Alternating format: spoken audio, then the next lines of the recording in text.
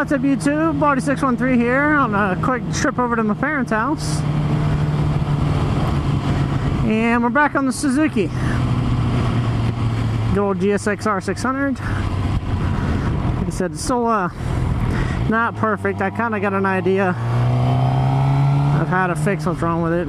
It's rideable like it is, just doesn't have much top end on it. It's fine by me because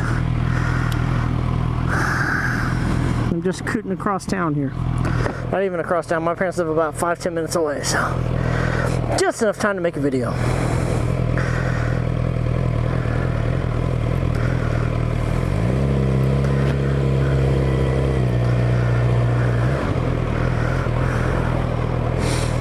Hope everybody's been good.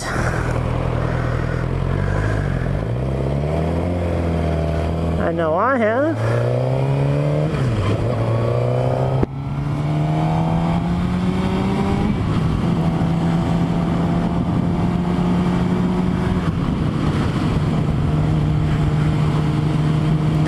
So real quick, I got time enough to tell a story. We'll get this one out there hopefully before I get to my parents' house. I kind of brought this up. My ex-wife called me today, just as she does from time to time. We catch up with each other. We're still good friends. We're talking about how her day was, and she works for hospice, so she had a kind of crazy day with some crazy patients. So brought up maybe you remember a story I had, a crazy incident I went on pretty early in my police career. It's probably about 3 or 4 years on the job.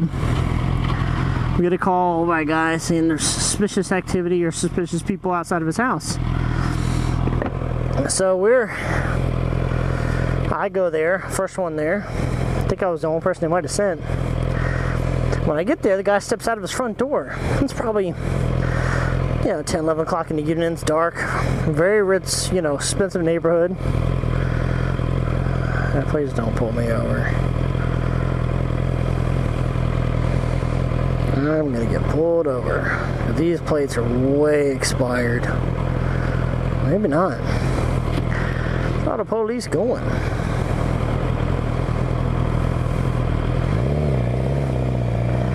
They've all got something else there going on. I threw them. Anyway.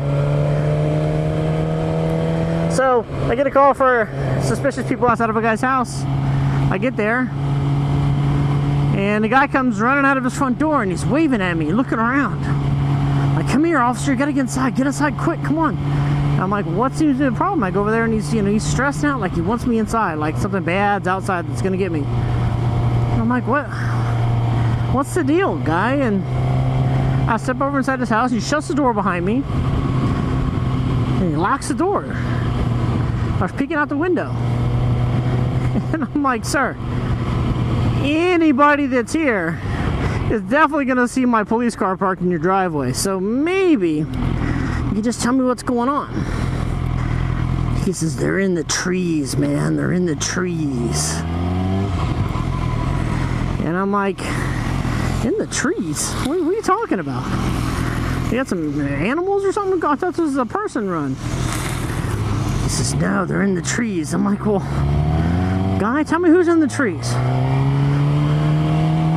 He goes, Al-Qaeda's in the trees, man. What the fucking fuck? Who the fuck? Fuck this fucking. How did you do fucking fucks? Fuck! This guy is probably older male, white, probably 60-ish. Nice neighborhood. Nothing out of the ordinary looks like with this guy's house. Completely normal suburban looking house. So I held back a laugh because I immediately knew this guy's not got them all. So I said, sir, what do you mean Al-Qaeda's in the trees? I'm trying to get the guy to maybe come to his senses a bit, and for me, trying to figure out exactly what was wrong with this guy, how we were going to help him, whether he needed to go to the hospital or if he's just batshit crazy. I didn't know if we had a PTSD thing going on or what his deal is.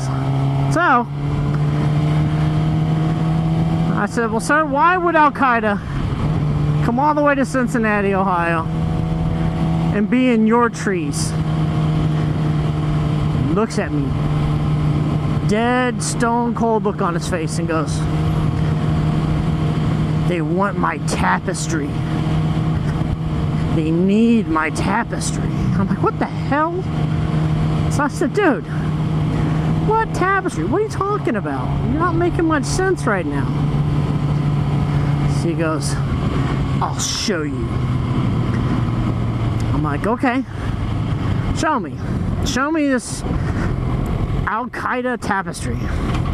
So he goes and pulls out probably a, I don't know, maybe a little bit bigger than a notebook size, a notebook paper size piece of cloth that's got, you know, sewing on it. It looks like needlepoint or something like that.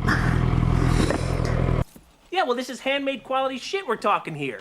And I'm like, okay, sir, this is, looking at this, it's got like, it looks like, I believe, if I remember correctly, it had like an Indian, a Native American looking print on it. It was like a teepee and, hell, I don't remember, horses or something. I don't know what was all on there, but it was clearly not written in Arabic. Not anything. I'm like, well, sir, what part of this, I mean, I'm seeing cowboy stuff here. What part of this makes you think Al-Qaeda is here to get this?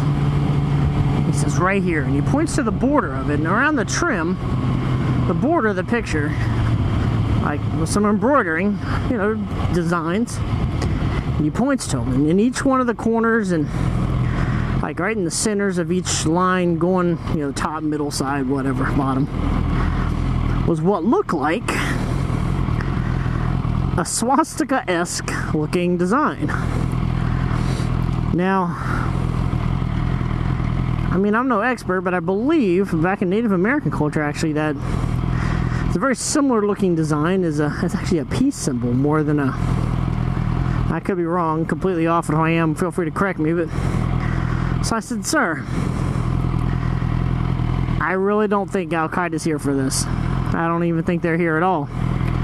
He goes, yeah, they are. It's okay. I called for help. I'm like, well, I know. That's why we're here. He said, no. I got help on the way. I'm like, sir, what did you do? Who did you call? What did you do? And he looks at me and he goes, call my friend Joe. He'll help us. And I said, okay. Who's your friend Joe? Is he a police officer or a friend of yours? Or? Nope. Joe's Special Forces. Joe's gonna come help us deal with Al-Qaeda. And I immediately, I laughed out loud at this guy. I'm like, you mean to tell me you called G.I. Joe to come help us with Al-Qaeda? Yo, Joe! We'll fight for freedom wherever there's trouble. G.I. Joe is there. G.I. Joe, real American hero. G.I. Joe is there. He goes, yeah, Joe's on the way. And I said, yo, Joe, okay. Sir, I think you're a little off here. And he goes, what do you mean? I said, well, sir, you're saying these are swastikas. I'm like, yeah. I'm like, well, that's a Nazi symbol. He goes, yeah, I know. I don't know why Al-Qaeda wants this, but I think they're trying to do some Nazi shit. I said, he's like, when I saw it at the swap meet where I bought this at, I just couldn't leave it. I knew they were going to come for it. So I had to get it in the right hands. I had to do my part. I knew Joe could help me. So while trying to run this guy's information through the computer and figure out what the hell the deal is, a van pulls up. Big, late 80s, full-size conversion van. And the guy gets out and starts to walk inside. You know, and the guy that called me was there, and he goes, that's Joe, here he comes. Thank God, Joe. Joe, get inside, quick.